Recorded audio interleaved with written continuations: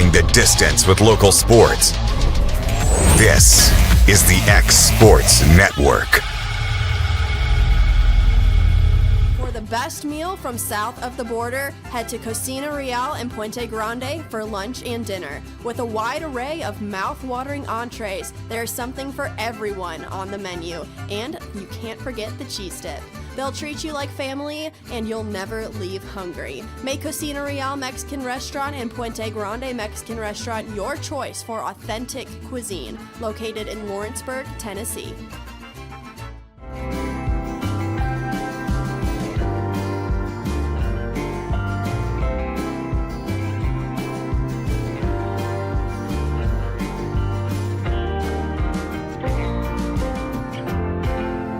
I'm Mike Keith, and my friends at Elliott Johnson Insurance have a great partner in Auto Owners Insurance. Auto Owners makes it easy to get life, home, car, or business insurance. Let Elliott Johnson Insurance find the Auto Owners policy that makes a difference in your life. Call Elliott Johnson Insurance at one of their 3 locations, Florence, Loretta, and Lawrenceburg. Elliott Johnson Insurance, moving forward for our clients every day.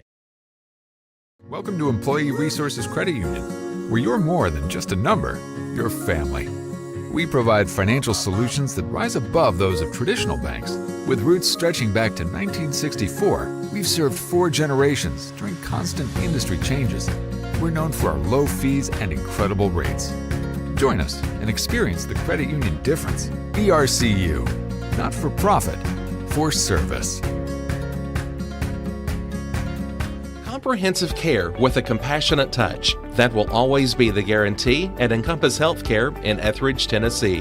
Whether you're looking for primary or urgent care, x-ray services, or weight loss treatments, the team at Encompass is equipped to serve your needs today. The doors are open Monday through Thursday from 8 to 5 and from 8 to noon on Fridays. Make an appointment with providers Kendra Brown, Tori Cox, or Ellie Brown today. That's Encompass Healthcare, located on Highway 43 North in Etheridge, next door to Chapman Tire. For decades, First Class Charter has provided high-quality motor coach transportation services to the Tennessee Valley. With numerous safety and cleanliness accreditations, First Class Charter is ready to make your group trip a reality. Contact us today by visiting firstclasscharter.net. First Class Charter, the official motor coach company of the North Alabama Lions. Going the distance with local sports. This is the X Sports Network.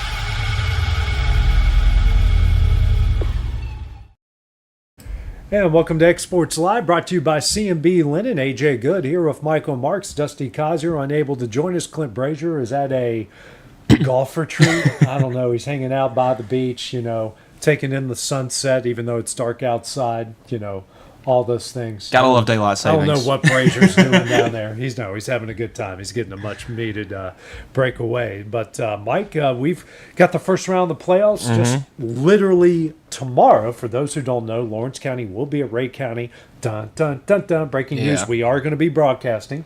We were going to go anyways. We didn't know if we were going to be able to do video or just audio only. Well, guess what? You get all of it. You get to see it and listen to my dumb voice at the same time. So congratulations to all you guys. But we will be there tomorrow night at Ray County. You've got Mount Pleasant, they're hosting East Hickman. You've got Collinwood at Richland, and then you got Wayne County at Fayetteville. All of those games will be on Thursday night. So, a busy night, Mike. I've been doing this for 20 plus years. I've never done a Thursday night playoff game. Yeah. This is a first. Yeah, I would say, because thinking the only other playoff game that we have done together was that Loretto one 2 years ago. Yeah, but we again, don't talk about that. Yeah, but again, everything has been on a Friday, so it feels kind of weird having these storms come in and push all these games up a day early. Well, back home in West Virginia, the way that they do it is, again, it's a top 16 get in each class. There's no regions, sections, or substates or all that in West Virginia. When football, it's the top 16 in each class.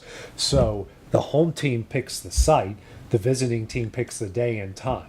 Oh. So that's how they do it. So they have 3 times. You play Friday at 7:30, Okay. Saturday at 1:30, Saturday at 7:30. Except for the semifinals, because it's the day after Thanksgiving. You can Okay. pick Friday at 1:30, which has only happened like 2 or 3 times I can think. Yeah, I of don't off know the why top would of you would my want to head. do that. It's actually pretty cool. I'm not gonna lie. Saturday after or the Friday after Thanksgiving, it's actually a pretty cool setting for the. I was at 2 of the 3 that I can think of off the top of my head. But what's before we get into the playoffs, let's recap the seasons here for Loretto and Summertown. Starting first with the Eagles, and Mike, it's going to be kind of one of those what if sort of seasons. They got some really good wins at the start. You beat a Wayne County. You beat a Cascade. Essentially, it's kind of what knocked Cascade out of the playoffs. There, we'll discuss what's going on in Class 3 a little bit later. And they picked up some really good wins. They took Mount Pleasant to the brink. They were leading Lawrence County just over here. They're a playoff team, so they got off to this great start. But it just seemed like every week they got a different starter out. I think they finished like with 8 of their original 11 starters out of the lineup, and then they go next week at the end of the season. Outside chance to make it. They start off 14-0, but I think that lack of depth and the injuries started to hurt them at Adamsville. And that was something that Clint had mentioned every week. It's the depth. How long can they hold up if they're able to hold up? Because he knew the injuries were going to be a big problem this year, and that the depth might not be able to hold up.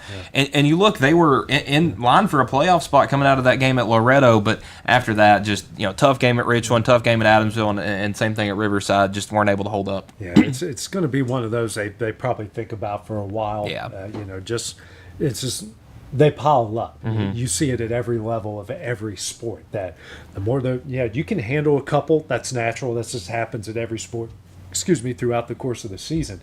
But you get that many, especially at the high school level. The fact they were even competitive in a lot of these games says a lot. Well, yeah, because you get to 1A and 2A, and I'm talking about it in some high school pregame shows that that might be most of your offensive production if you lose 1 or 2 guys, and that can completely change the momentum of an offense, of a defense, and that was kind of what happened to the Eagles. Yeah, absolutely. And then Will Pettis wanted it to be known that injuries even extended to the Powder Puff game. Oh no! Because a girl got her nose broken in the Powder Puff game. She's okay, but she got her nose broken. So.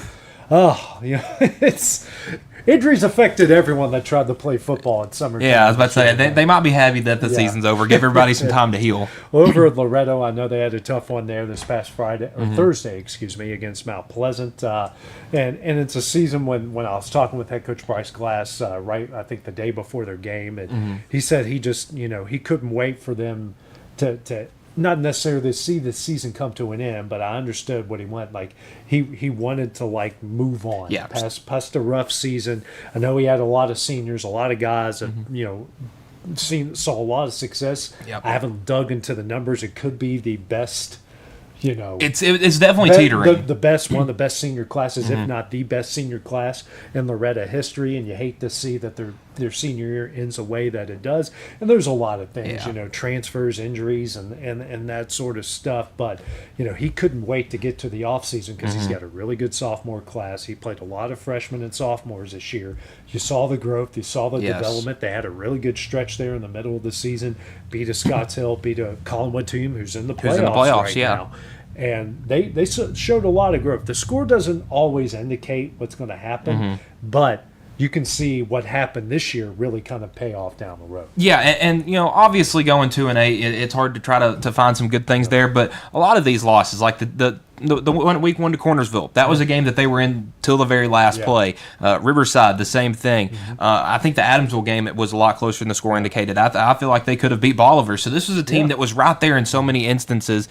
But again, it was a first-year head coach with a first-year quarterback and a lot of guys on the outside that hadn't seen much play time before because they had been stuck behind some really talented skill position players that weren't with the team anymore. Future is bright. I could name off one coach after another who had a rough first season as a head coach at every single level. Yep. I told Bryce at the start of the year when I was watching the Cowboys documentary on Netflix, like, hey, Jimmy Johnson only won 1 game his first year as a Cowboys head coach. 3 years later, they're winning back-to-back Super Bowls. So that's got to be good luck. things happen. I mean, my boy Rich Rodriguez, 3-8 in his first year at WVU. Next year, won 9 games. I mean, it can happen. Things happen. Patience. Nick Show a lot Saban of took patience. Alabama from 7-6 his first year to, I think they went 11-2. So 11-2 the next.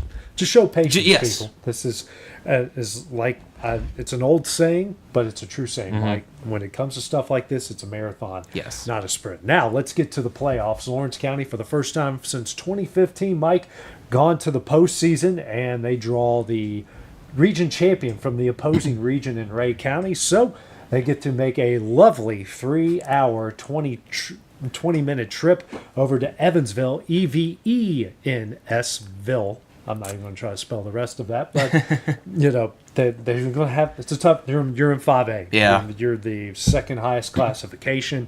It's going to be a tough matchup coming up on Friday night. Yeah, and we talked about it before that Ray County was going to be a big physical team. They have a 1,200-yard rusher, so they're going to be very physical trying to run the football. But I think that matches up with Lawrence County. You see some of the teams they've played this year; they were pretty run heavy, and even themselves, they like to run the ball a lot. They had a 1,200-yard rusher themselves. So I think it's going to be a pretty even matchup, but you got to go over there and play the game. And you look, Lawrence County's last game was the night before Thanksgiving, or Halloween. It was on that Thursday. Ray County's was on Friday against Walker Valley, who I think ended up being the number 2 seed in that region. So they had they're coming off a tough game on short rest. I think that Lawrence County might be able to take advantage of that. Yeah, if I'm looking at the history here, Mike, the last time that Lawrence County won a playoff game was 2010, where they beat Cleveland. So they won 41-34. So maybe in that game. Then they eventually lost to Tullahoma there in the second round of the playoffs. So if what I'm looking right on here is correct, I'm trying to, 2010 was their last playoff win. So they haven't made it since 2015. 2010, they won in 09 and 010. Let's see who they played in 09. Craigmont. I have no clue what that is, to be honest. I don't even know if that's a school anymore. It's crazy that we're getting back to that all the time. But I think for the whole county, this would just be a great win. Because you look, obviously, Summertown had a playoff win a couple of years ago, maybe 2021, 22. Loretto hasn't had one since, I believe, 2012, and then Lawrence County since 2010. So I think it would just be really great for the county to have one of these teams go out there and kind of show that they can fit in with the big kids. They've played in some bowls throughout the course of the year. I'm trying to just briefly look at their playoff history. I'm looking at a loss in 75, 86, 1-1 in 09, 1-1 in 2010, and then 4 straight first-round exits in 12, 13, 14, and 15. So, hey. This is a big opportunity. It's time to start breaking some trends Yeah. here. So, but like you mentioned, Mike, Lawrence County can play several different styles. They got a 1,200-yard back in Carter Pettigrew. They can also beat you through the air. Yes. I mean, that Lincoln County game, Logan Clayton threw for 387 yards. He had a big game against Giles County where he was over, I think it was 280 yards throwing in that game. I think the key to victory, it's 2 things. Can you find a way to generate offense? Can you play up tempo, whether that's the RPOs, whether that's the deep balls, whether it's handing off the Carter 30 times? And on top of that, this team that you're going to face runs the ball primarily. Now, they spread it out. They do a lot of different things out of these spread formations, but it's nothing that Lawrence County hasn't seen from their previous opponents. If you can stop the run and then generate, we said in the pregame show, if you can get to 30 points, it could be you can win this game realistically. Yeah, because you look, 2 of Lawrence County's 3 losses this year, they scored below 23 points. So I think if you can get to that 30 range, it gives you a much better shot. And listen, it's a playoff game. It's a team that I don't know if these 2 teams have ever played before. Probably not, would be my guess. It's just an opportunity to go out there and try to make a name for yourself. And listen, you go out there and beat another region's number 1 seed in the first round, that sends a message to everybody else around you that you're not here to play. Absolutely. So we're rooting for history. Everyone knows Exports Network comes, as long as it's not Loretto, Summertown, or Lawrence County playing each other. We're cheering for the... We cheer for it. We keep it professional for the most part. I can't guarantee anything, but, we try. We root for our teams, give credit to the other teams when they win. Let's go to Class 2A Mount Pleasant, the 2 seed, Mike. They draw East Hickman for the second time this year. I know head coach Kit Hart wasn't really thrilled with that because of the way East Hickman plays, but you beat them once, and if you're going to advance, you got to beat them again. Yeah, and you can understand the displeasure. They're a physical, that single wing kind of team.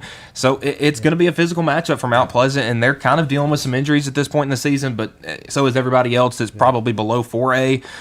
So I think this is a good opportunity for them. It's a team that they know they can beat, that they have proved that they can beat a couple weeks ago.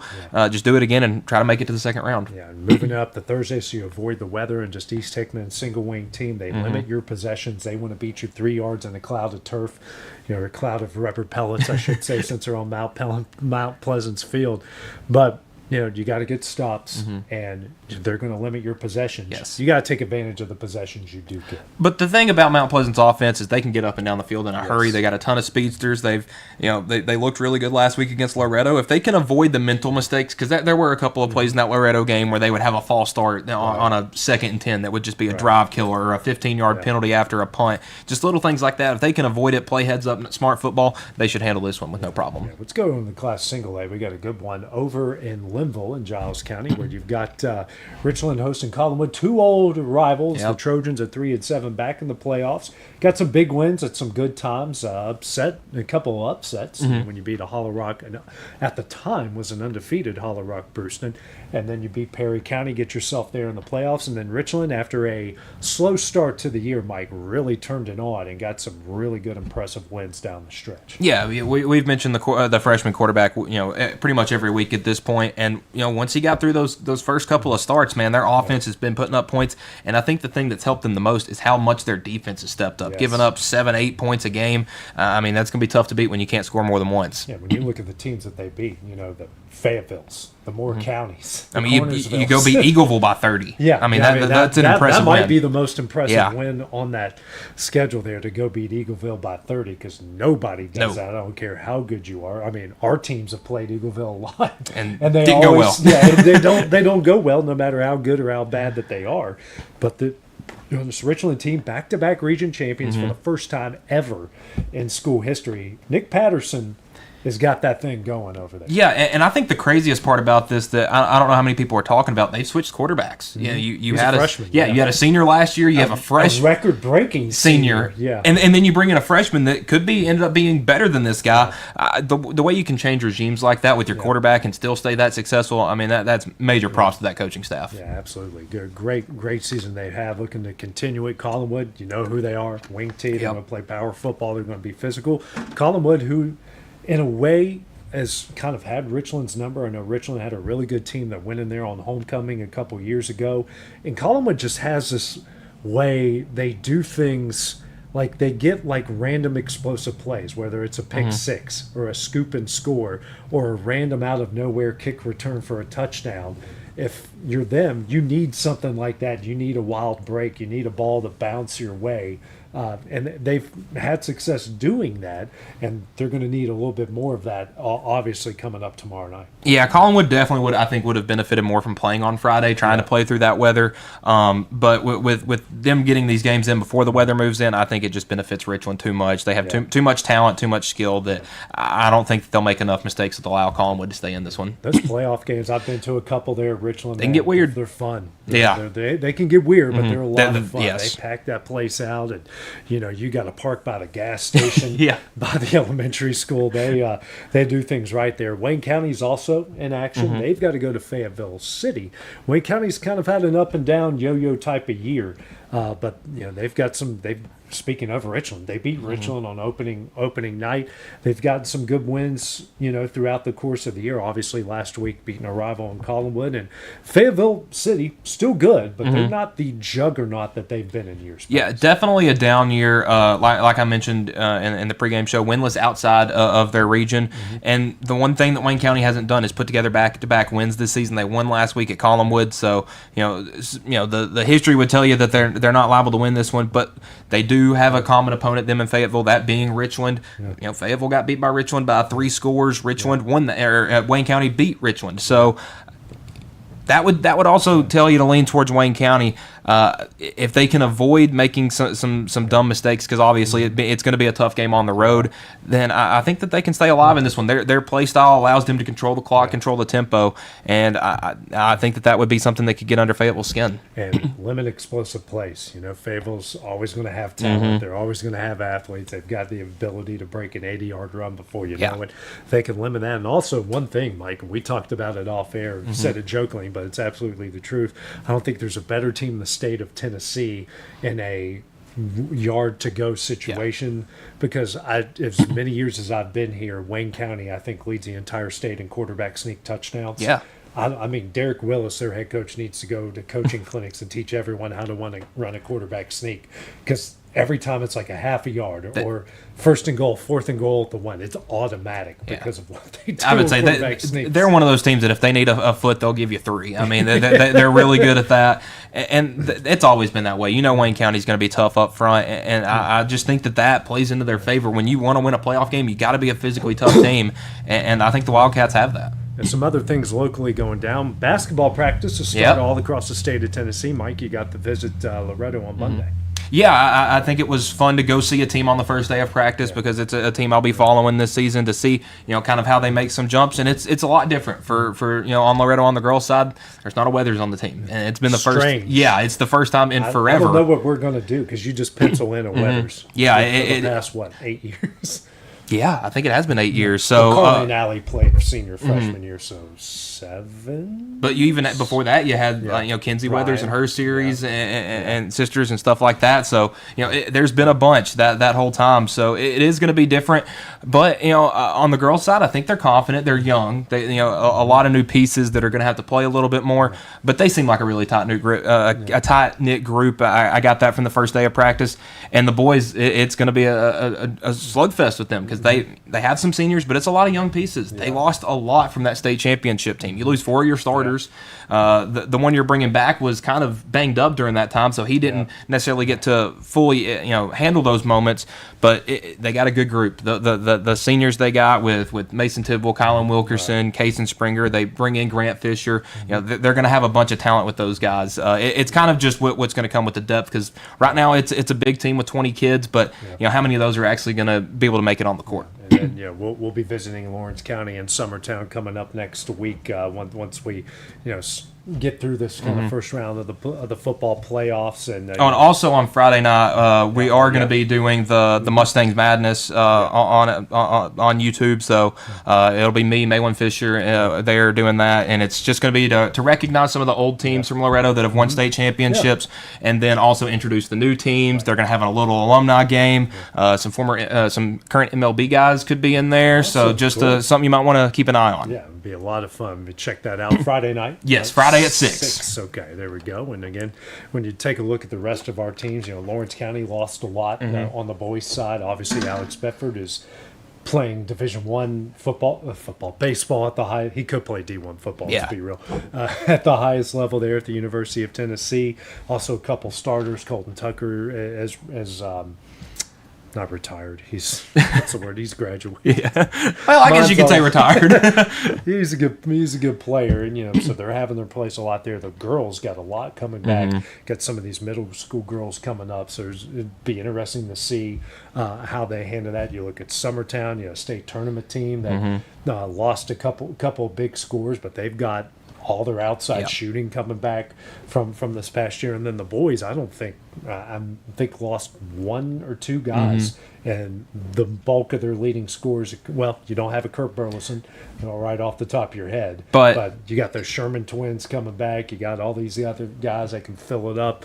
Could be an interesting season. I mean, we've got a long way to go from November all the way to March, but could be interesting seasons for all of our teams. Oh, and it feels like just the way we've led up to this season feels a lot like football season. It's the Loretto's lost a lot, but they do have some good talent with them. Summertown, there's a lot of continuity there. Lawrence County, a little bit both. So, but I just think that's going to lead to a great basketball season in the fall. And how great the basketball talent is in this area. There's no certainty in high school sports in this area. We know our teams are going to be competitive. They're going to fight hard. The only certainty is Summertown Tennis is going to win a state championship. That's about it at this point. Yeah.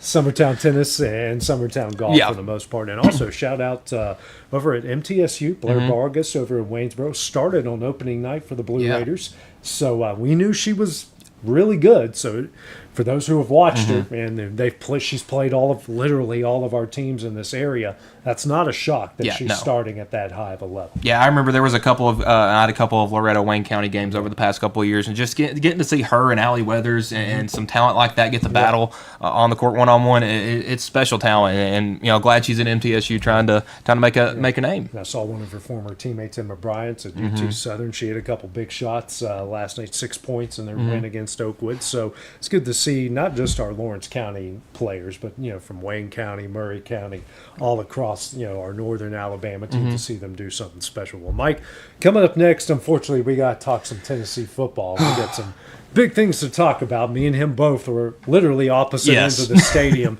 so we got all of it covered. We got it all covered there. We'll talk about dark mode that went dark in more ways than one coming up next.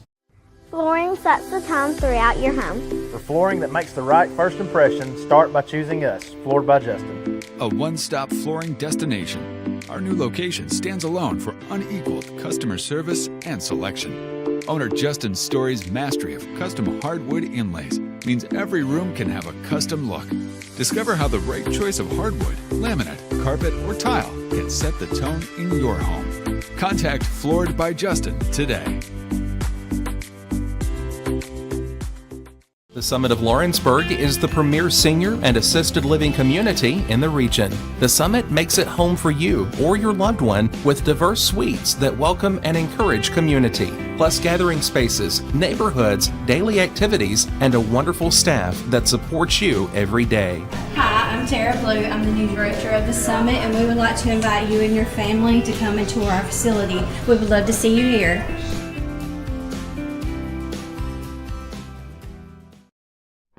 There's no job too big or too small for Gonzalez Lawn and Landscapes. Owner Chris Gonzalez works hard to make your commercial or residential properties one of the neighbors will envy. You won't find a lower price anywhere else, and that's a guarantee. We offer mowing, landscape removal, small construction jobs, and more. Our team is licensed and insured to ensure the best work for Lawrence County and surrounding areas. Your satisfaction is our goal. We won't leave until you're happy. Call today to set up a free quote.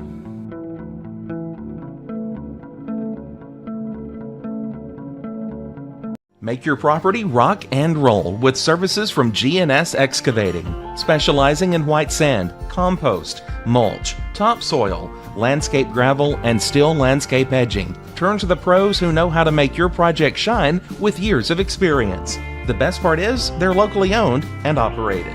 Choose from a vast selection of mulch and rock from their conveniently located facility at number 3 Valley Road in Lawrenceburg, just off Buffalo Road.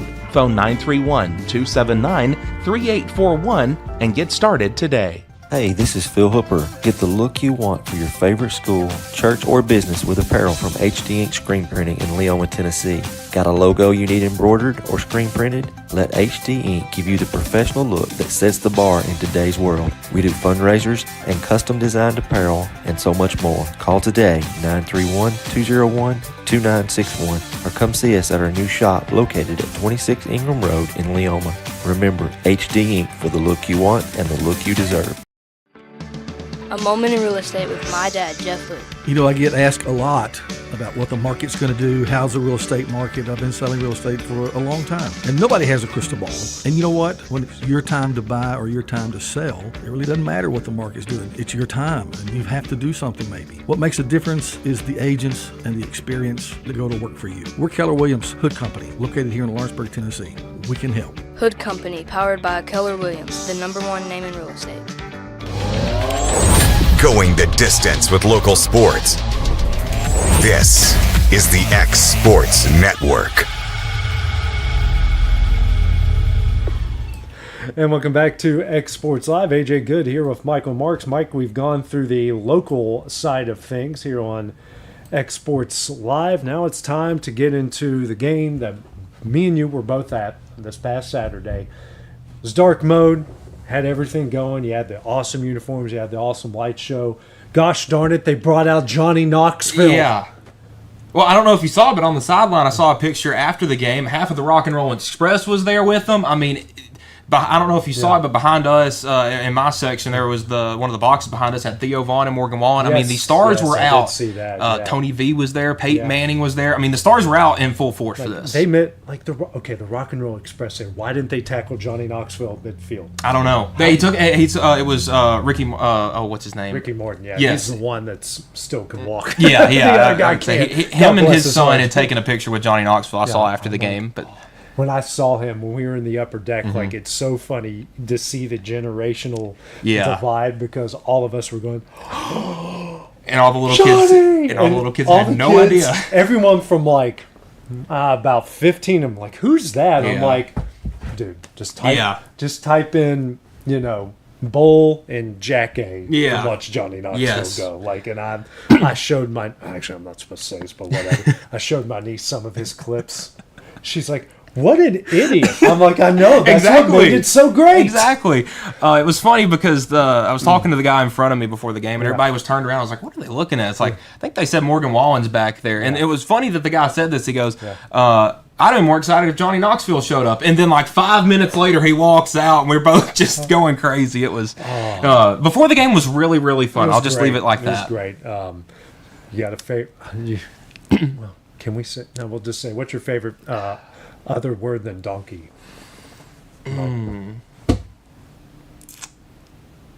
Honestly, I don't know. You don't know? I don't know.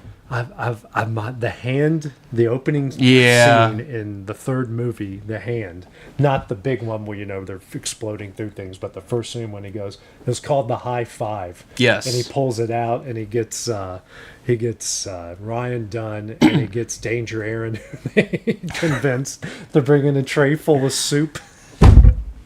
It's so dumb. And then when he gets Bam and flattens Bam off of his feet, like that's the bet. Like I've watched that. I think that clip has like 50 million views. I'm going to have to go back and watch some when I get home tonight. On YouTube, and 1.5 of those are from me because I love that clip. But anyways, let's get into the football game, Mike.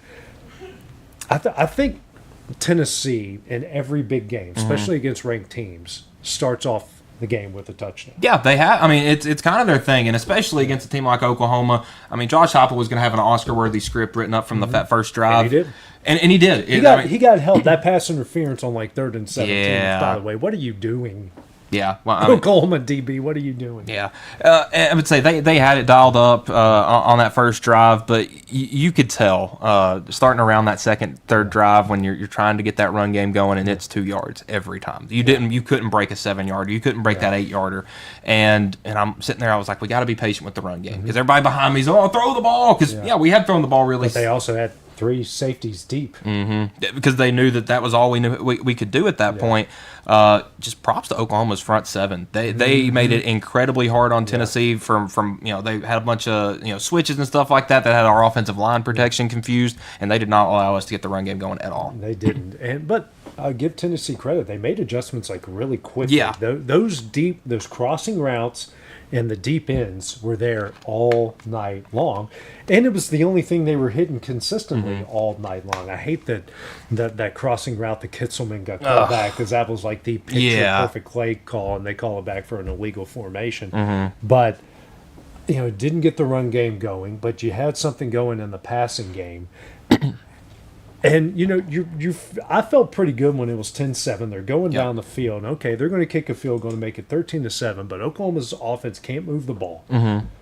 Mateer looked awful all night long. His only best plays were on the ground. And Gilbert misses the field goal, and I'm sure you felt it where you were. I felt it on the other side of the stadium. Yeah.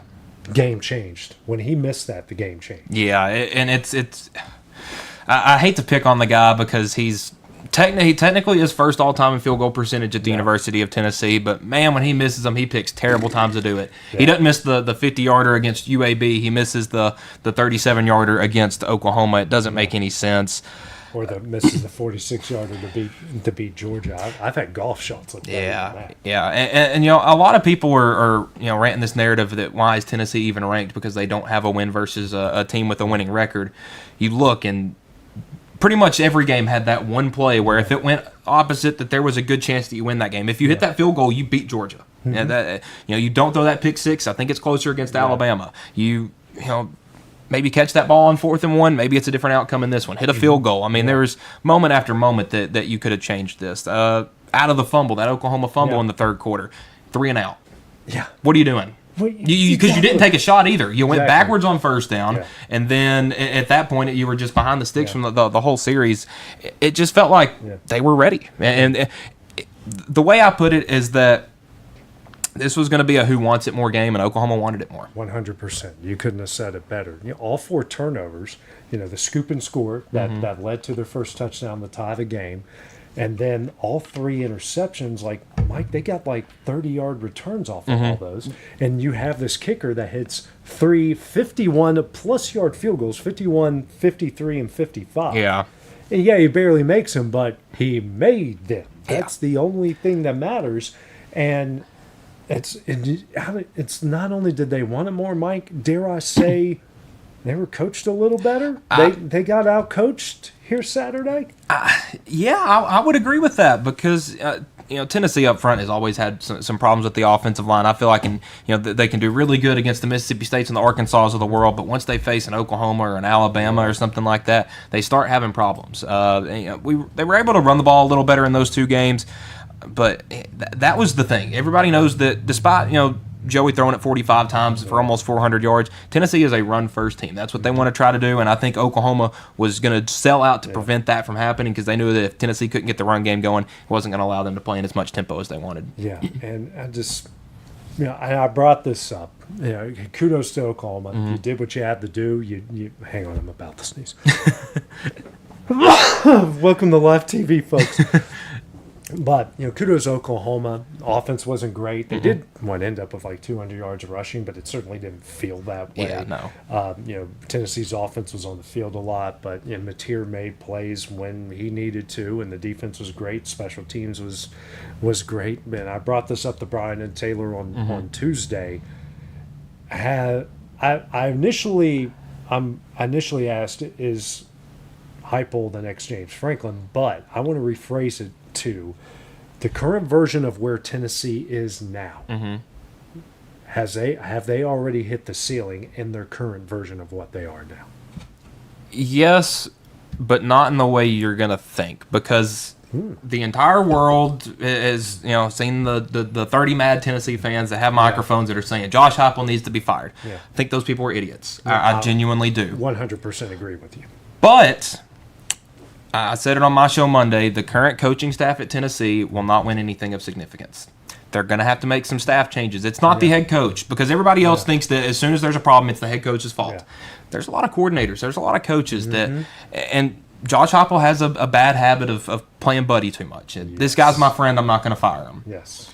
Well, the offensive line, that's been a problem for a couple of years. Special teams this year has been a huge problem. Your kickers can't kick, your punt returners can't catch, and then on kickoff returns they just don't return. Right. So special teams has been a problem. The secondary, and when they do return it, goes nowhere. Yeah. So there's little pieces like that. I don't know if you remember this, but after the 2021 college football playoff, where Michigan went into the Orange Bowl and got smoked by Georgia, fired their defensive coordinator. They made some defensive staff changes, brought in some NFL guys, and look what they did the next couple of years. I think you're going to have to make some little changes like that if you want to take that next step, because while I do think that Josh Heupel is getting way too much criticism for this game, I think that there are changes that can be made. I think they're very likely. Yeah. It's not like you have to go bring in 8 million 5-stars. That's not going to win it. You need coaches. The recruiting isn't the issue. He's got good players. I mean, the defensive line's good. You got quarterback play, no matter who's in there, has been pretty good. Obviously, wide receiver's been really good. Running back's been really good. Offensive line, I think the bulk of the issues are in linebacker and secondary. Yeah. You mentioned the coordinator. Do you make the change away from Tim Banks? He was great a year ago, but not great this year.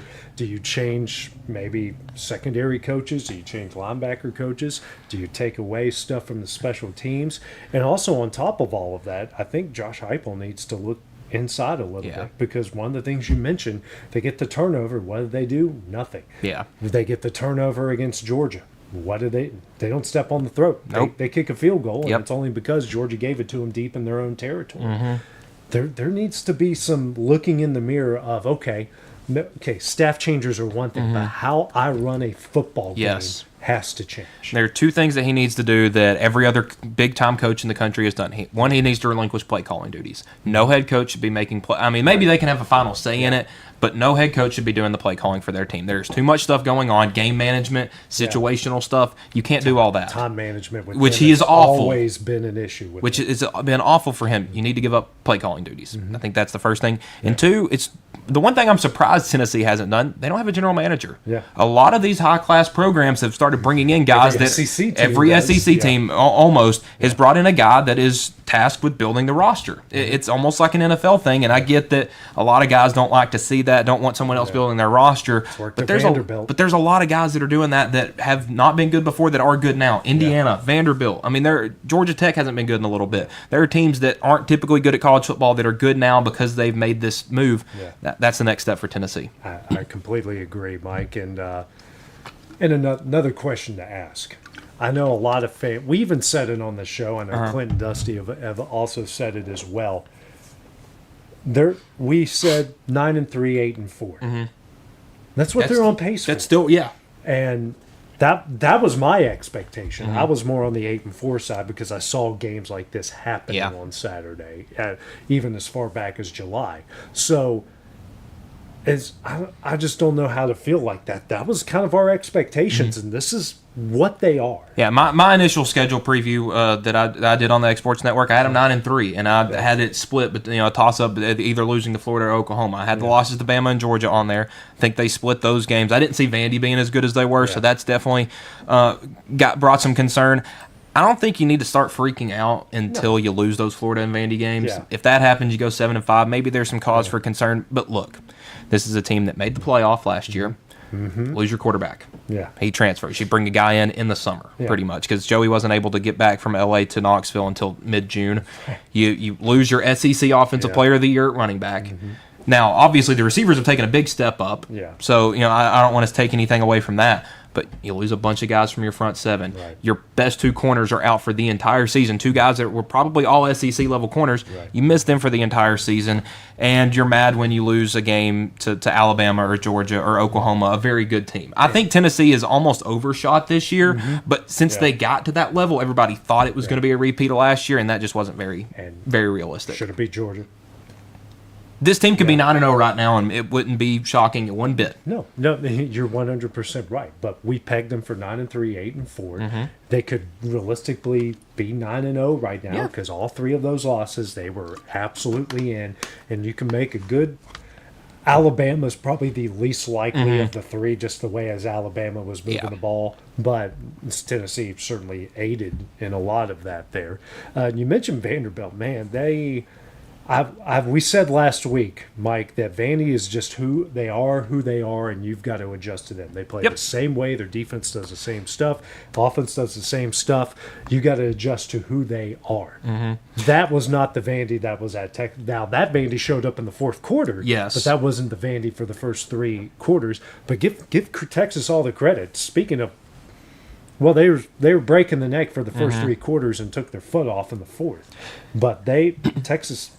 That offense looked unstoppable at times. Yeah, I mean, Arch, I don't know where it's come from because through 7 games, they looked lost on offense. They did. They were 5-2, but they looked lost. And then Arch, back-to-back 300-yard, 3-touchdown games. Did not see that coming from anywhere. But I think the big thing is just getting both their running backs back healthy. Wisner and Baxter have been dealing with injuries all year. And while this is the best game that I think Pavia has had in a Vanderbilt uniform, you can't wait to show up till the second or third quarter against the Texas team that's moving the ball like that. Right. You just can't do it, but I'm sure you have the same feeling I did. If they recover that onside kick, they're winning. They were winning that game. And they were winning the rain, it's funny. I thought the rain was going to help Vanderbilt get back into it, which it did, but it kind of screwed them there at the end because that ball was wet and it popped right out of the dude's hand out of bounds. Unfortunate moment. They were going to win that game. Yeah, they were that close. They could have been on the 1 yard line. I was convinced they were going to go all the way down and score. Because I would say Pavia threw for 365 yards. He had never thrown for over 300 at Vanderbilt. Over 400 yards of offense. He was not the problem. No, he wasn't the problem. Drops. It seemed like first half, every big play they made, there was a yellow flag on the ground.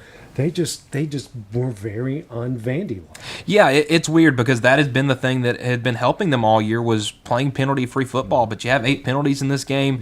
You're not as dominant on third down as you have been. You cannot run the ball at all. They have 58 rushing yards on 24 attempts. That's not going to win you a lot. Yeah. Mike, let's look at the schedule for college football this week. We got Maction. Yeah, oh, yeah. Ohio beat Miami last night. Did you see the play in the Akron UMass game? Which one? The one with like 800 fumbles in 2 plays. Yes, I did.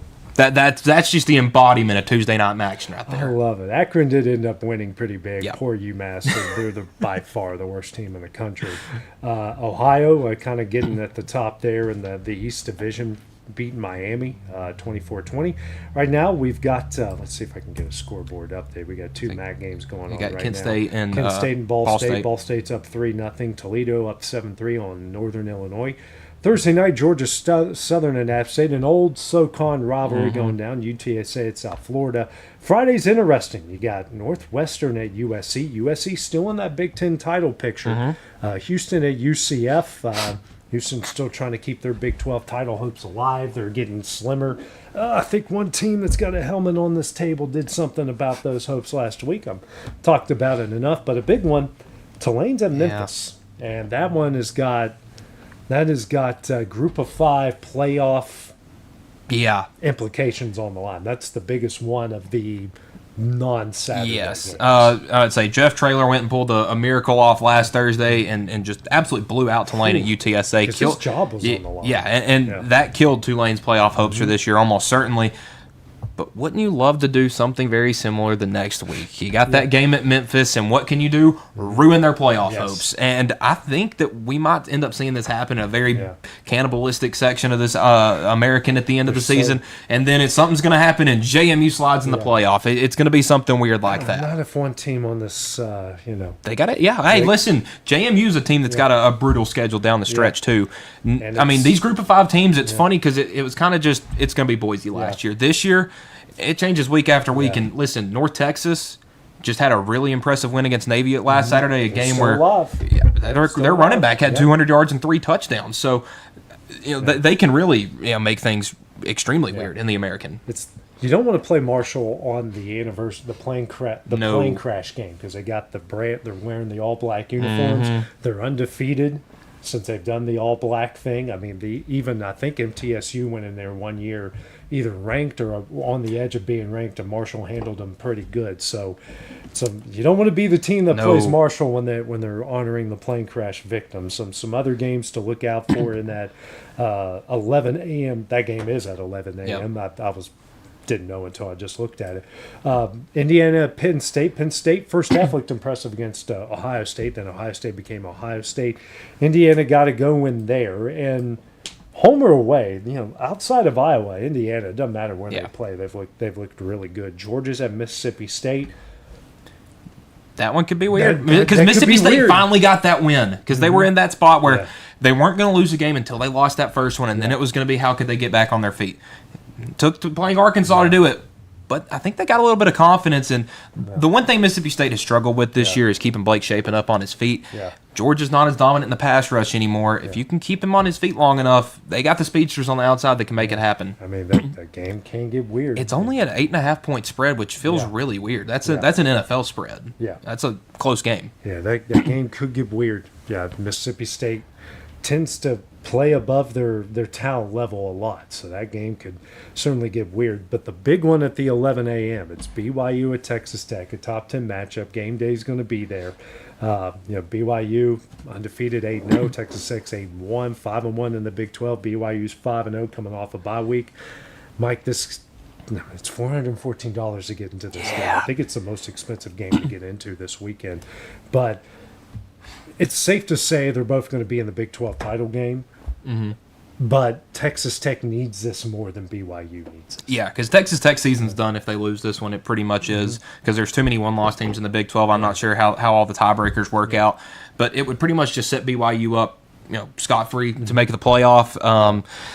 It's a big one. And I look at this time slot, and I think that in my favor Texas Tech, because you look, they went to Utah and played that. It was a 10 a.m. local kick. Yeah. They went out there and whooped them. Same thing with Houston on the road, early kick, whooped them. I think they could do the same here to BYU. They've played really well in this morning slot, and Joey McGuire has those boys ready to play. Yes, they do. I'm like you, Mike. Texas Tech is 10.5-point favorites.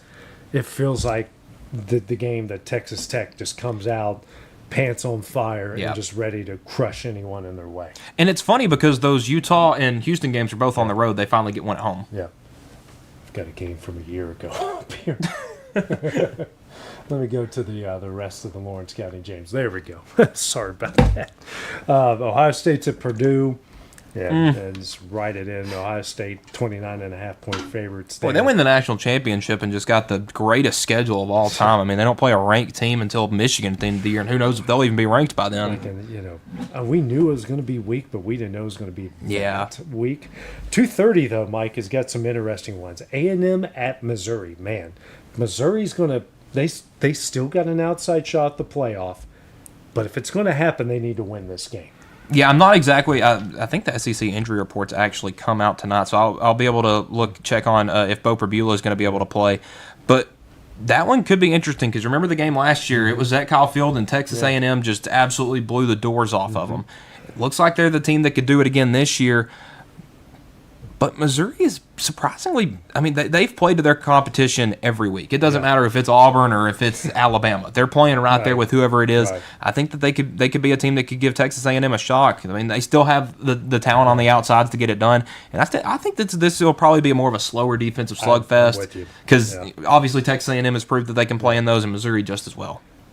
Missouri needs us. Yes. I mean, they tough. Everyone in the SEC is a tough schedule, but I think if anyone needs us, they certainly need that. Yeah. Or speaking of needing it, Oregon's at Iowa.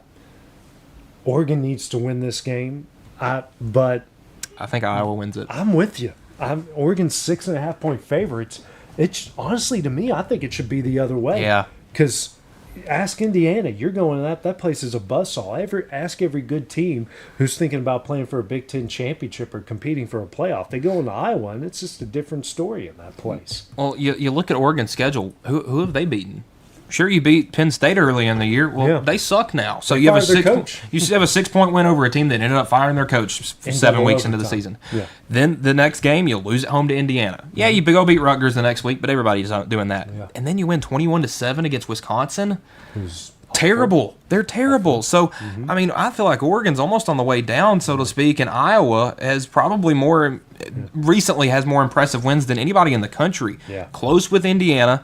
37-0 Wisconsin. They get the win over Penn State, and then 41-3 over Minnesota coming out of a bye week. Iowa's scorching, and it feels weird to say that. And AJ, we've made it to already this point in the season. It's already in November. They're still averaging 30 points a game, 31.3. Hey, they fired. And speaking of, they fired Kirk Ferentz's son. He fires his own son, and the offense gets better. Like, you don't need to fire coaches. You might just need to fire a couple guys on your own staff. I wish people would realize that, but yeah. I mean, let's pay somebody $50 million to leave, and was Brian Kelly a problem? Yes. Was Hugh Freeze a problem? Yes. But those were obvious that if they didn't win immediately, those were going to be terrible fits. Yes.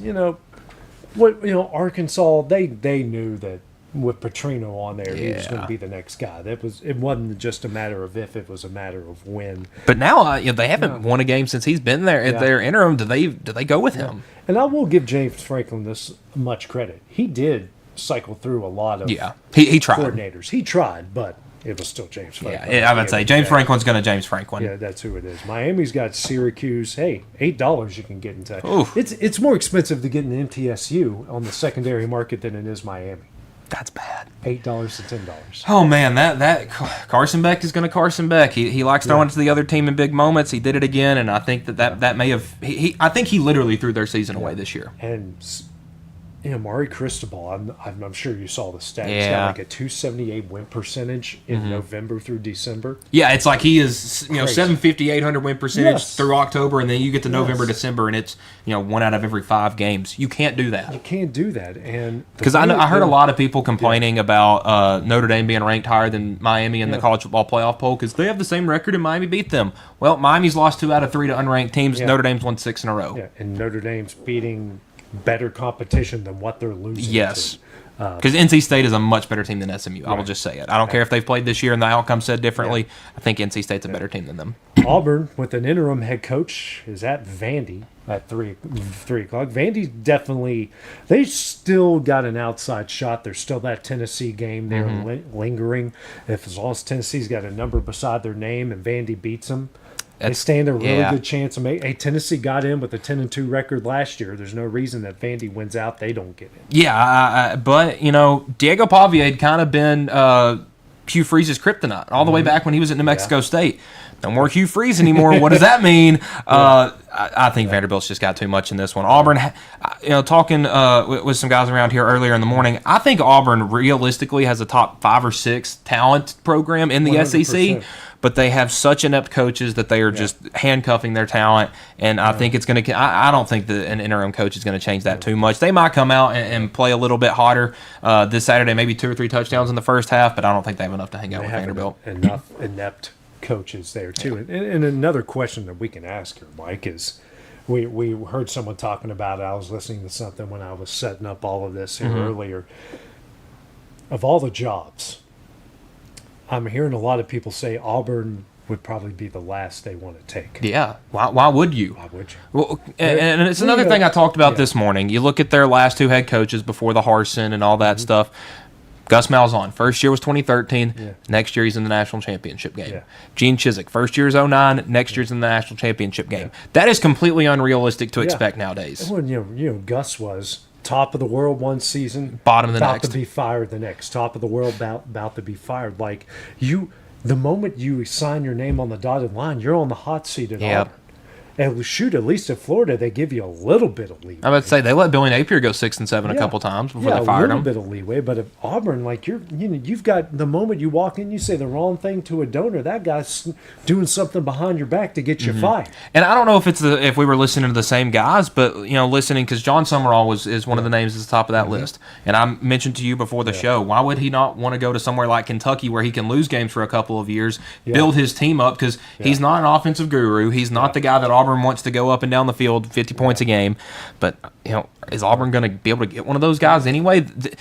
This is the worst year anybody can fire a head coach because all you're doing is just throwing another name into the unemployment rack and you got to find somebody else. Lane Kiffin can go only to one place, and who's not to say that one place will be Ole Miss? Yeah. I'm not convinced Lane Kiffin's going to take any of these jobs. No, I think he has a 0% chance of taking these jobs. I don't think he's going to leave before his daughter graduates from Ole Miss and before his son graduates from Oxford High School. I think he's locked down for the next 2 or 3 years. Who's to say they won't pony up the money there to keep him? Yeah, I would say Lane Kiffin gets whatever he wants at Ole Miss. Why would he want to go to LSU for $14 million a year and be on the hot seat if he doesn't win the first year? Shoot, even LSU gives you a lot of time to make some. I would say they're. I don't think Auburn is on the plate for Lane Kiffin at all. I think he's staying, and which is going to screw up a lot of stuff because I think LSU and Florida are dead set on him, pretty close. So. Auburn was too. Yeah. Initially, when they took Hugh Freeze, they won. Well, I would say Auburn. Lane shut them down before they went for Hugh Freeze. Because of his daughter. It's not going to happen the second time. Washington's at Wisconsin. You would say Washington probably they're 11.5-point favorites, but I don't know. I mean, Wisconsin will fight you pretty hard. Just ask Oregon about that. Yeah. Look at some of you got Wake Forest at Virginia. That could be a sneaky one. Wake Forest has been one of those teams this year that's gotten some games that they probably don't normally do. Yeah.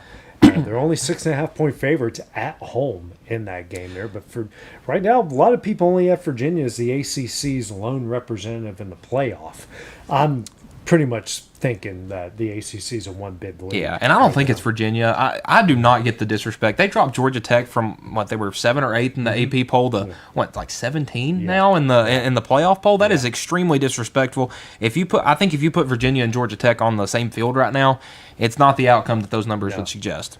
Cal's at Louisville. Louisville is rolling right now. Yeah. They might be. They're sneaky. There's 3 teams right there: Virginia, Louisville, even Miami's kind of still in there, and Georgia Tech. The ACC's very top heavy, but unfortunately, just the way that their strength of schedules and stuff works out, they're probably only going to get one team in. Florida State's at Clemson at nighttime, and that's we're just trying to get bowl eligible. Florida State and Clemson is a night game on the ACC network. Where have we come to in this world? The night game on ESPN is Wake and Virginia. If I told you that 6 months ago, you would have thought I was crazy. I think you're still think you're crazy. You got LSU at Bama, and that is a lot of people circled that one to be a game to watch months ago, and it's just it's just the ABC game. That's about the best thing you can say. Ever since the 2020 game, when it was the year after the Joe Burrow team had come through, and Nick Saban went down there and said, this LSU team beat us last year, and they probably think they can beat us this year. Let's change their minds. LSU hasn't looked competitive in a game against Alabama since. I think that continues. Big one over at South Bend. Navy 7-1 at 6-2 Notre Dame. Again, Navy wasn't ranked when they were undefeated and got smoked. Extremely disrespectful. And now they're at Notre Dame, and this is the only remaining good win that Notre Dame can get. Yeah, and I think they're going to need to, probably cover that spread. But this is a very similar situation in which they played Navy in last year. I think it's at Notre Dame this year. It is, and it's kind of crazy to see Notre Dame and Navy be a big game because Notre Dame had their number for almost 40 years. Mm-hmm. Now Navy's become competitive again. They have a really good offense. Blake Horvath has been extremely talented at quarterback. I think they give them a better fight than they did last year because Notre Dame ran through Navy last year. But I still think the Irish are going to do pretty well in this one. Florida, Kentucky. Florida's 3.5-point favorites, but they always play to the level of their competition. Kentucky's offense isn't bad. I think they win this one in Lexington. It wouldn't be the craziest thing I've seen. Look at what Kentucky has done the past couple of weeks. Obviously, that game against Texas, they should have won. Their offense looked really good against Tennessee, and then their defense goes out and shoves, pretty much allows Auburn to score 3 points. I don't think Florida's offense is much better. I think Kentucky could win this one in like a 20-7 type of game. Yeah. And we were talking about Navy. Navy is 5-1 in the AAC right now. So they have got 6 teams. You got East Carolina, South Florida, Tulane at 3-1, North Texas, Memphis at 4-1, Navy's at 5-1. Yep. It's nuts. Yeah, because all of these teams have beat up on each other. Right now, it's Memphis, North Texas, and Navy. That's all that it's got a shot. And I know Memphis and Navy have to face each other on top of maybe Memphis having to face Tulane.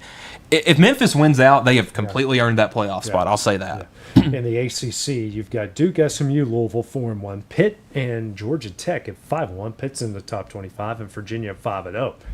Yeah, that things can get crazy. Definitely. Well, what's crazy is that Virginia could make it to their conference championship game without a conference loss, and their only loss is to a team in the ACC. Right. Because of that NC State game. You look at the Big 12 right now. You got BYU at the top 5-0. Right behind them, Texas Tech, Cincinnati 5-1, Houston, Utah, and Arizona State at 4-2.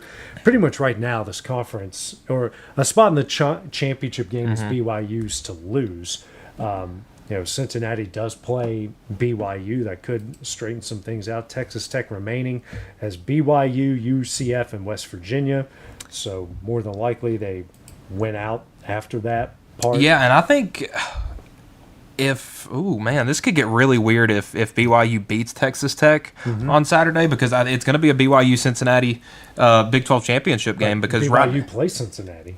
So that might knock them out, and because then you got Cincinnati, Texas Tech, Houston, and Utah and Arizona State with 2 losses. Yeah. Well, Texas Tech has a tiebreaker against everybody but Arizona State. So at that point, does Arizona State make it's really crazy in this one too. Look at the Big Ten. You got Ohio State, Indiana, both undefeated. You got Michigan, Oregon, Iowa, and USC. Michigan's at 5-1. The other 3 are at 4-1 in that league. That can certainly get interesting because Indiana, I think they got remaining Penn State, Wisconsin, and Purdue, so they don't play any of those one-loss teams. We know Ohio State doesn't. Well, they have Michigan. Well, they got Michigan. And Iowa's got USC. Iowa's got Oregon. I believe they play USC as well. The next week, USC right after that. So that I'm not going to lie, Mike. They win both of those games. I think they finish out 10-2. They could make it. They should be in the playoff. Yeah, they should absolutely be. And I think that they should get Oregon's spot at that point. I think because they'll prove that they have beaten them and the team right under them. Not that anyone cares about Conference USA, but shout out to Kennesaw State. Only in their second year in the FBS, they're sitting there at 6-2, 4-0 within the league. Jacksonville State, only in their third year in the FBS, they're 4-0 in the league, 5-3 overall. Western Kentucky not far behind, 5-1, 7-2 overall. So shout out to them. Shout out to UConn, 6-3 right now. 4-0 at home. They're doing pretty good. There's a four-way tie for the top spot in the MAC right now. Mountain West, of course there is. Mountain West, that's pretty much – Boise's at 4-1, but that's San Diego State to lose. Shout out to their head coach, Sean Lewis. I'm thinking of New Mexico, pardon. Shout out to him, too. He's doing a great job. He's got him bowl eligible at 6-3.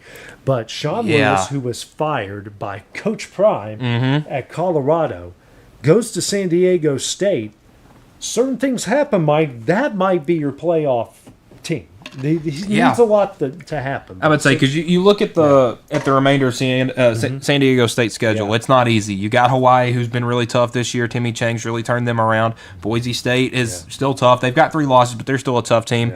San Jose State's won some weird games this year that they probably shouldn't have. And like I mentioned with New Mexico, they're a tough team to play as well. Yeah. Hey, and also shout out to Oregon State's interim head coach. They've won back-to-back games, including they're going to win the Pac-12, Pac-2 after that win. SEC, it's Bama's and A&M's to lose. They don't play each other, so they can't knock each other off there. You got Georgia, Ole Miss, and Texas right behind them with 1 loss within the league. We mentioned JMU and the Sun Belt, Southern Miss. I think they're the only one that does divisions. Yes. Yeah, so JMU's there at the top. Their 1 loss is at Louisville.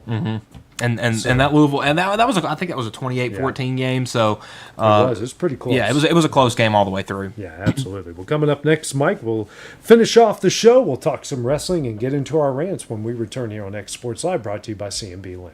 There's a reason owners Tyler and Cindy McDowell chose the name In Service for their towing business. They did because it's their goal to be in service for you on the day that you need them the most. In-Service Towing is now known far and wide for their response time because minutes matter when you're broken down. Or their 24/7 availability, you can call them anytime for service. Their professional team with years of experience and their fairness, plus their know-how in dealing with the unexpected. But the thing that In-Service is known best for is how they treat their customers, and that's like family. When you need them, call them 931-843-9098. Jack Davis Insurance, located at 201 West Gain Street in Lawrenceburg, has you covered through life's obstacles. Jack Davis specializes in group insurance for businesses and institutions of all sizes. With coverage for life, accidents, cancer, critical illness, short-term disability, dental, and vision, Jack Davis can customize a plan to meet every need. Now available Medicare plans for seniors. Contact Paige Davis at 931-492-9284 today for Medicare Supplement, Medicare Advantage, and prescription drug plan insurance. Serving Lawrence and surrounding counties since 1987, call the team at Jack Davis Insurance today at 931-242-5225. Are you looking for the perfect refrigerator? What about a new stove or washer or dryer? It only makes sense to shop at the one place that specializes in appliances, top to bottom, big or small. And that's Kelly Appliance in Lawrenceburg. Kelly Appliance is home to all major name brands, including LG. LG makes life good with a full selection of refrigerators, cooking appliances, dishwashers, microwaves, and more, including appliances made right here in Tennessee. Family owned and family operated. Stop by Kelly Appliance on Jerry Street in Lawrenceburg today.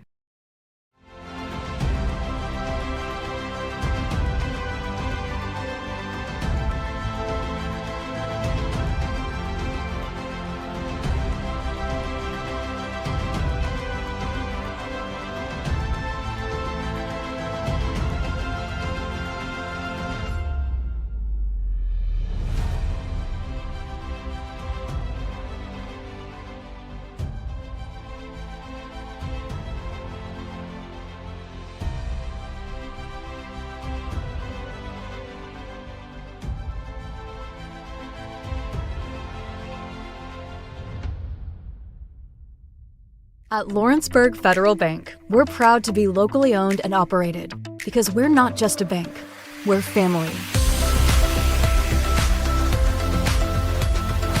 When you call, you'll be greeted by a friendly representative who's ready to discuss your banking needs, as well as offer our competitive rates on CDs and money market accounts. Our loan decisions are made in-house and never sold to a secondary market because our commitment is simple. You matter to us. At Lawrenceburg Federal, we offer all the conveniences of larger banks with a personal touch.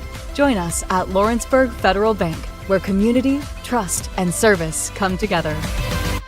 LUS is committed to our customers, from providing and maintaining energy-efficient utility services to friendly, helpful customer service. LUS is there. At LUS, we're always challenging everything we know, every day. We strive to improve efficiency and reliability while focusing on our responsibility to our customers and the community. It's our promise to provide dependable service to our customers every time. Because we don't just work in Lawrence County, we live here too.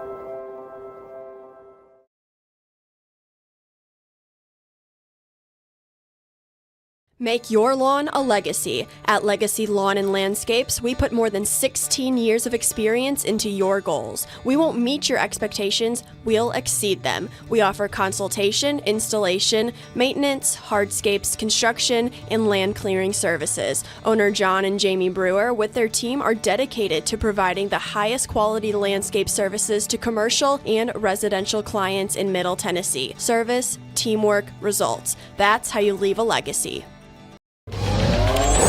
Going the distance with local sports. This is the X Sports Network.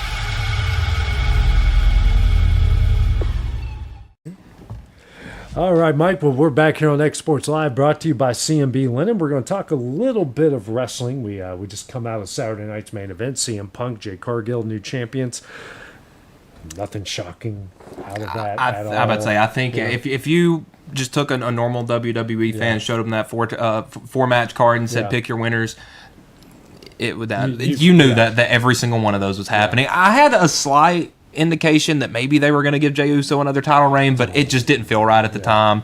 And I mean, the way he wrestled in that match tells everybody that was bad. Like it's either he just needs to go away or fade into like the Intercontinental U.S. title.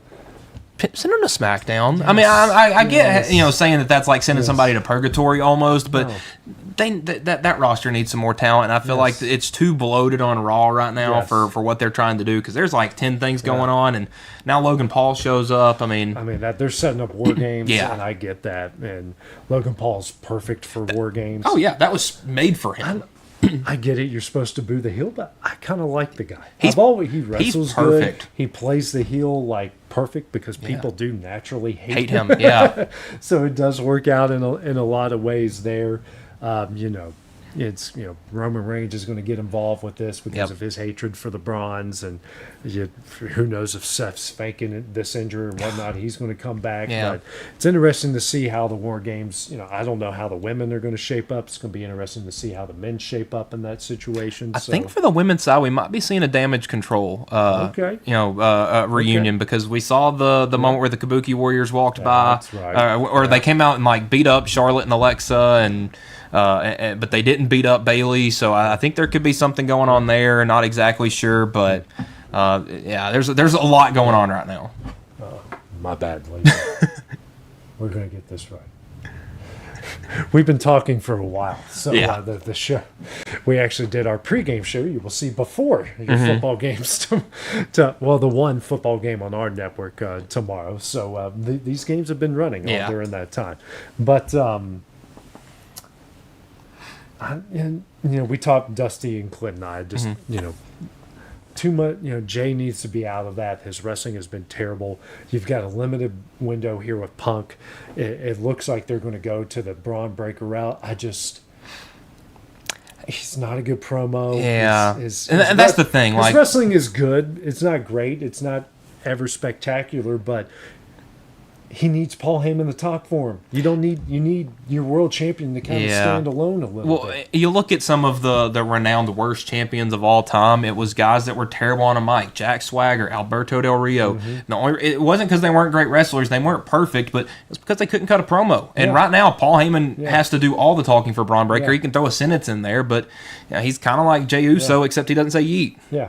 Exactly, and Jay was blown up. He's admitted that he gets blown up on that entrance, and Punk literally tries a neck breaker, looks awful, gets up, kicks him in the head, and then does it again. Does it again. Well, you saw him dump water on him at one point. I mean, I've heard a lot. I think that was like, hey, dude, wake up! What is going on with you right now? Well, and it looked, compared to normal water shots in WWE, usually somebody will like flail around, jump around, stuff like that. He didn't even move. No, he was completely gassed at that point, and I get that that's his big part of his momentum is that entrance and stuff like that, but maybe chill it a little bit. Yeah, or maybe send him back with Jimmy. Do something with Jimmy. Maybe get the tag team back together. Something. Well, because they're trying to rejuvenate the Raw tag team division. We've seen the Judgment Day and I'm calling them AJ Lee. They've put on a couple of great matches. Yeah, put the Usos in there. I mean, I think it would be great. Why not? Just because it's been proven that the singles was great. Yep. While it lasted, he won at WrestleMania. It was a great ending. Don't get me wrong, but it's. He's not a multi-time champ. I'm sorry. Unless something changed. And I'm not saying this is an LA Knight guy. I'm not even needing LA Knight to win a title. I just want to see him book better. He doesn't need to lose every match. He doesn't need to get squashed every match. He doesn't need every Raw to end up on his back or get some random cheap shot or some stupid super leg slapping super kick. Yeah. Book him properly. Well, I don't get why they moved to. I get he's not a guy that you would look as the undisputed champion, but I don't get why they moved him from SmackDown. That was a perfect spot for him. He should go. If anyone, Clint said it, and I agree. He needs to go back to SmackDown. Yes. He needs to be with Drew and Cody. That whole bunch. He needs to be. Because look at. I mean, not like it's getting dry or it's bad or anything, but I'm getting a little tired of Drew and Cody every PLE. Yes. They did the thing to write Fatu out because apparently he's hurt right now. Throw LA Knight in there. Switch it up a little bit. I'm tired of Cody and Drew again. He wasn't on Raw this past week. Why not send him over to SmackDown? It makes a lot. Cody needs some fresh blood. I know they're all like, well, next is Randy. I'm like, I love Randy. But don't get me wrong, but do we need that again? Do we need that? Right. Do we need that again? I think we kind of know how that's going to go. Yeah, we don't need that again. I would say I feel like both shows right now are a little handcuffed because of, and I hate to admit it, I think the John Cena retirement thing has everybody a little handcuffed right now because it's like everything has to lead to this. Well, that's the thing about the part timers. The Rock screwed everything up last year, doing everything because none of that storyline ever finished the way it should have finished. It's where it is the day it ended. The way it was written, it never finished the right way. Roman's still a part timer, so you gotta figure him into certain things, and you can't really progress certain storylines forward because it's hard to do it with one guy. Yeah, now there's been parts of the Cena part that have been great. Don't get me wrong, but they might flourish when he's gone, and I'm not saying flourish, but things might get better when he gets gone in December. Well, I just feel like that all these storylines and stuff like that have had to kind of weave themselves in there with wherever he is at the time and his retirement tour, and I feel like it's kind of slowed some things down. SmackDown, it had its moments during the summer, but if it was a show that had something to do with him where he wasn't there, it just felt like a 2-hour slugfest. What are we doing here? Waste of time. It's like we're watching 2 hours for a 5-minute promo. And also, why does it matter who's on Raw and who's on SmackDown? It's not Team SmackDown versus Team Raw anymore. Why can't we have some crossover? A little bit more. Yeah. I would say throw some guys over on SmackDown a couple of weeks, throw some guys back to Raw for a couple of weeks. It keeps everything fresh. And we have the 2 belts. Yes. I mean, Drew fans, LA Knight fans like myself, our guys are getting screwed over by some pretty bad booking. Drew, you think about it, both pretty decent wrestlers, both really good on the mic. And I hate LA Knight's just The Rock and Stone Cold spinoff. Oh my gosh, that's like saying I patent my swing after King Griffey Jr. Yeah.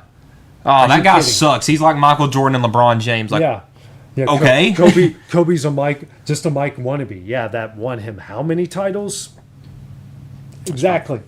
Exactly. It's not the worst thing if you want to pattern yourself after two of the best guys to ever do it on the mic, it's like, well, yeah, I got my promo skills from Ric Flair. Yeah. Darn. Darn. Oh my gosh. The worst thing ever. Yeah. How dare you want to base yourself off of some of the most successful people in this industry ever? Now if you ever say like, oh, I had my intro after Jey Uso, it's like, that's pretty bad. Yeah. I would say there's certain ones you can take from him in different moments, but that, like, God forbid that I pattern myself after two of the best guys I ever do it. Like, sorry, I set the bar really high. And he's not a bad wrestler. He's good with he's good with promos. He's good behind the stage. And he can wrestle. He messes up every now and again, but you know what? So does your world champion CM Punk, because he also had a botch with Braun Breaker. Yep. And that's that one was kind of bad. That was bad, and Braun has mess ups. There's been some of those spears that have been pretty dangerous. Well, that's the thing. It's like that's his only move, right? Yeah, I get he's got some other stuff. Like he'll throw a Hurricane Rana in there every once in a while, but he has a spear, and if it's not that, it's Or he's only a 3-move guy. Like, okay, Hulk Hogan was. Yeah, I would say so are a lot of people. Yeah, can you name me every move that Stone Cold ever did outside the Stunner? I mean, I can't. I watched the bulk of those matches, or The Rock. Yeah. People's elbow, rock bottom. Yeah, and some he would do the whole punch thing, which it's great. So what? You do certain moves great. I'm not saying you need hell, shoot. A&W's got every single guy on that roster has 15 different moves. Yep. And you know what? Only 500,000 people less watch that show every week. Mm-hmm. Trust me. Now, there are some of their matches that I feel like are a little bit too much because there's some of the stuff that's a little... The blood is... Yeah, I would say. I don't want to gore fest, but their matches, some of them, technicality-wise and wrestling-wise, are much better. Absolutely.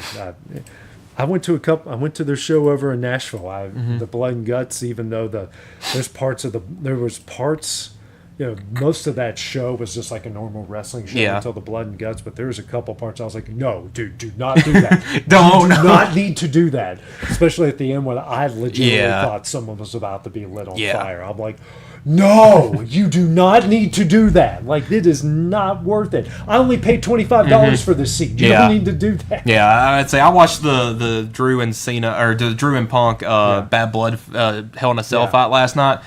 Whew. Dude, I would say that blood was the hard way. Yeah, he didn't. That wasn't. That was a gig. He got that the hard way. Yeah, I would say that was a toolbox to the face. All right, Mike. What kind of rant do you got for us this week? I don't know.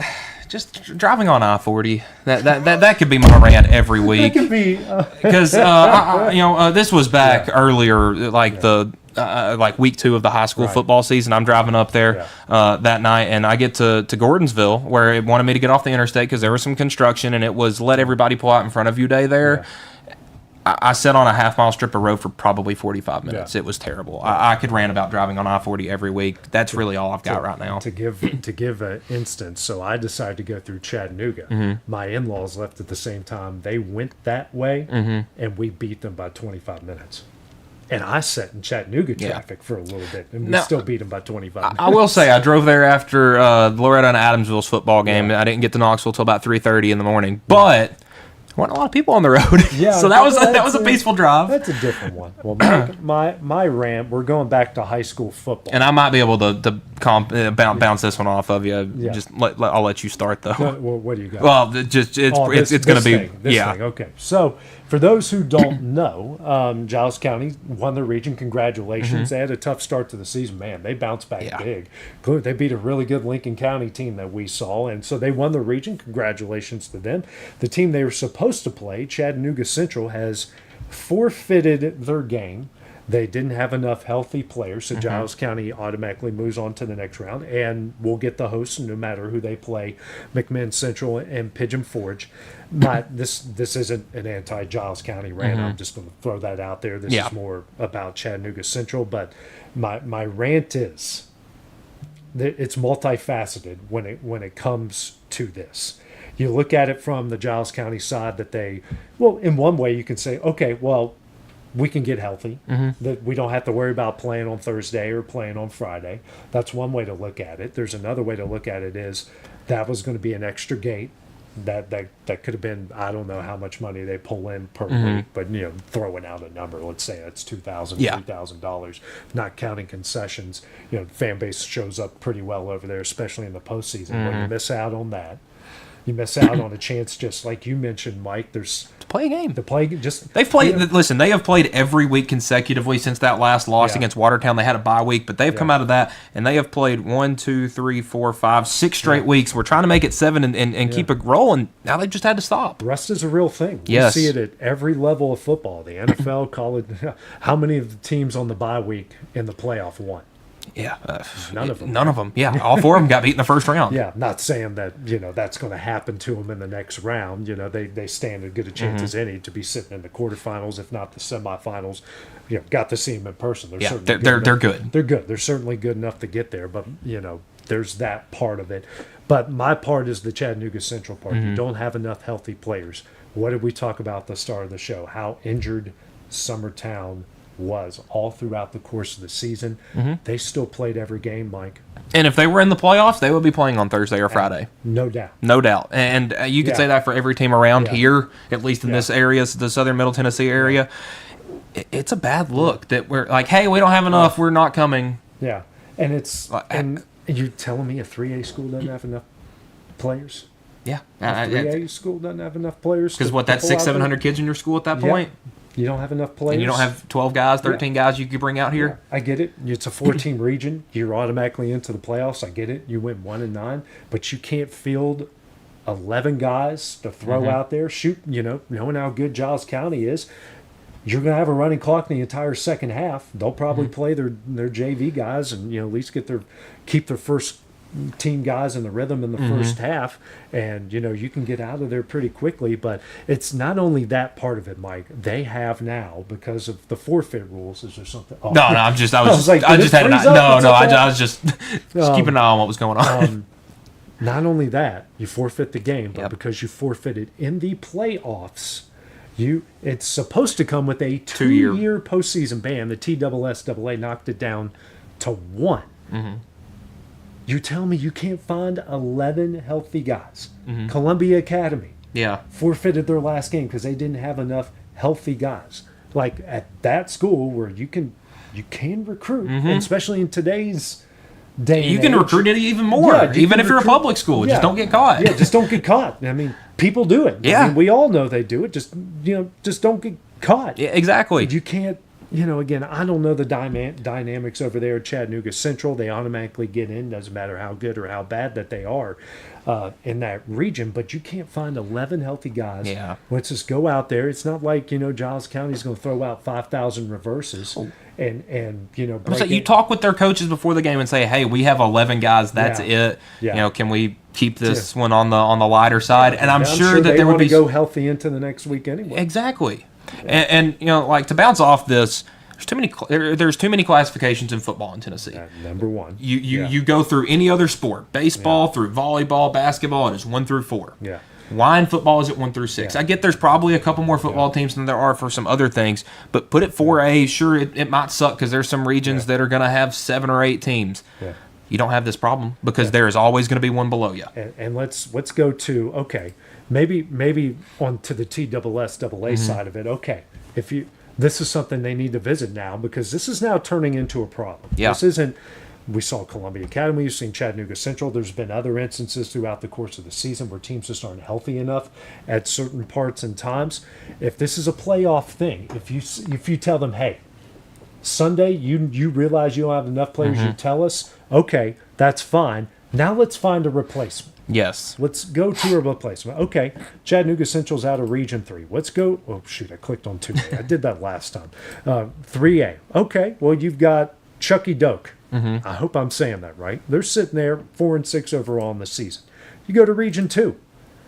Scott High School, the 5th seed. They're 6-4. Okay, well, let's go to Region 3. Oh, that was the one we were just in. Region 4. That Giles County's region. Well, Cascade's sitting there. They're 4-6. Okay, not the worst thing in the world, even though they've already lost to Giles County. Region 5, Whites Creek is 7-3. And not in the playoffs. It's a 5-team region. They finished 7-3 on the outside, lost to Stratford. I get it. Region 6. Okay, well, your 5th place team is Harpeth. They're 2-8, and you got Cheatham County at 4-6. Mm-hmm. Okay. Region 7, you've got McNairy Central at 4-6. Oh, I went too far. Region 8, you've got Memphis East sitting there at 2-8. Or yeah. You had multiple options to find a replacement, and if you do it on Sunday, gives the team the week to prepare. Because trust me, I mean, yeah, there might be some teams that are going to watch film Sunday after church, maybe, but most teams are going to start their practice and preparation that Monday. And I think if you do that, you give them the opportunity to prepare, and you don't have this situation where one team's having to forfeit being in the playoffs the next year. Lucky they didn't get the full 2 years. They're having to send money to Giles County to cover what would have been the the gate and concessions. Right. You're doing everything but going out there and playing. Right. And okay. Well, they said it's going to cost us $4,000 to $5,000 to make the trip. Well, you're still spending money over there, and now you're on a postseason ban. And to be honest, I'm not a big transfer guy.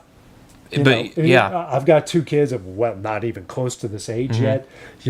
Wherever they decide to go to high school, they're going to stick there for all 4 years. But I am in a situation like this.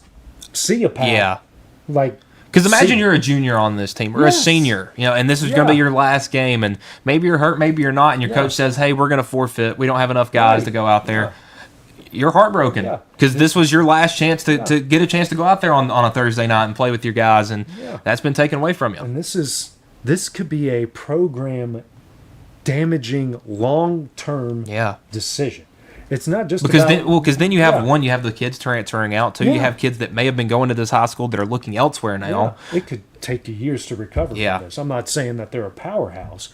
They're clearly not, but they're not helping themselves. They're not helping themselves. If I'm like you said, if my son is a junior on this team, I'm like, sorry, buddy. Yeah, I know those are all your friends. But we got the 1 year transfer now, or the one-time transfer. I want you to have a chance to play in a playoff game. We're going to take your talent somewhere else because you deserve that. And that's, again, I don't know all the particulars, but you can't tell me you can't find at least 11 healthy guys, if not 20 healthy guys on that team to go out and just find something and just get through a 48-minute football game. Yeah, I don't buy it. I don't buy it either. But again, we're not there. I would say we're not there, so we don't know what's going on, but it's fishy. I don't it's just weird. Yeah, it really is. How does it get to this situation, and how has it not happened before?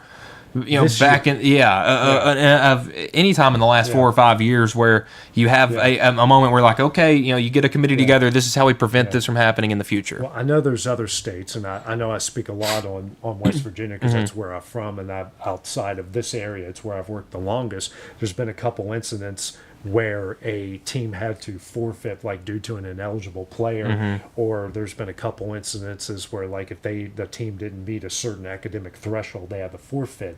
But that was found on Saturday and Sunday. There's one incident where a team was literally turning in their pads, and then the WVSSAC called them and say, "Hey, you want to play? You want to play?" And they're like, "Yeah." And they dish it all out. They go out there and play. They lose, but they still got an extra football game into it. And for those kids on that team, that's going to be an unforgettable moment. You're turning your pads in. It's all right, guys. Actually, we're going to the playoffs now. If I remember right, they didn't get blown out in that game either. Oh, there's no way they could have. It was pretty competitive. So I'm just saying, there's no reason with all the men. There's a 7-3 team.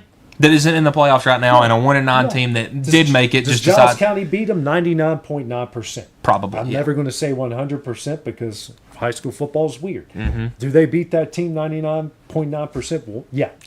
No doubt in my mind they win, and they win comfortably. Give that team the opportunity to play. Exactly. There's no excuse. There's how you don't have these guardrails set up at this point level. Yeah, I don't know. That's just me. Rant's over, Yeah. The Bobcats were going to win that game no matter who it was, regardless. On to the next round. I just think it's a crappy situation for everyone involved. Yeah, I would say. And you feel for the kids on that Chattanooga Central team. You feel for Giles County having to pretty much put their season on pause for a week to let this happen. And you send them $2,000, but more than likely they were going to make more on that off-gate concession. So you're basically the entirety of Giles County was going to be at that game. No doubt. Other than I would say, okay, so if yeah, they the play on South Friday, yeah, then it would have been. Yeah. Absolutely. Well, Mike, that will do it for Exports Live here, brought to you by CMB Lennon. And don't forget, Lawrence County in action. Ray County tomorrow night. Kickoff will be 6 o'clock. Because they're at Eastern time. 7 o'clock Eastern, so it will be 6 o'clock our time. We'll start our live game coverage about 5:30. So for Michael Marks, I'm AJ Good. We will see you guys tomorrow night and back on the show next Thursday. We'll see you then. Going the distance with local sports. This is the X Sports Network.